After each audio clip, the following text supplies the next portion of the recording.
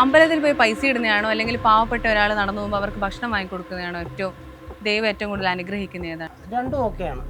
ഇപ്പം ഈ അമ്പലം എന്ന് അല്ലെങ്കിൽ അമ്പലത്തിൽ പോവുക എന്ന് പറഞ്ഞാൽ അല്ലെങ്കിൽ അമ്പലത്തിൽ കൊണ്ടിടുക എന്ന് പറഞ്ഞാലും ഈ പാവത്തങ്ങൾക്ക് വേണ്ടി സൽകൃത്യങ്ങൾ ഇപ്പോൾ ഉള്ള ക്ഷേത്രത്തിന് വേണ്ടി നീ സമർപ്പിക്കുക എൻ്റെ ആവശ്യമില്ല.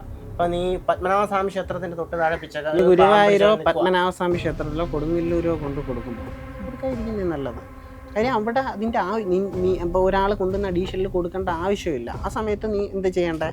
ഇപ്പോൾ ഗുരുവായൂർ താറ് സമർപ്പിച്ചെന്നൊക്കെ പറയാം, ആ താറിൻ്റെ കാശ് 18 ലക്ഷം രൂപ പാവങ്ങൾക്ക് കൊടുത്തോ, കുഴപ്പമില്ല. അതേസമയത്ത് പുനരുദ്ധാരണത്തിന് കിടക്കുന്ന ഒരു ക്ഷേത്രത്തിൽ നിങ്ങൾ സമർപ്പണം നടത്തി കഴിഞ്ഞാൽ അത് ആ ക്ഷേത്രത്തിൽ പണി ചെയ്യാൻ തുടങ്ങുമ്പോൾ ആ ഒരു ക്ഷേത്രത്തിൻ്റെ ഉന്നമനത്തിന് അത് നല്ലതാണ്.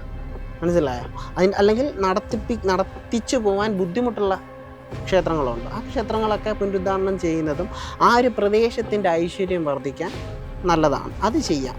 ഉള്ളിടത്തോട്ട് പിന്നെയും കൊടുക്കണ്ട.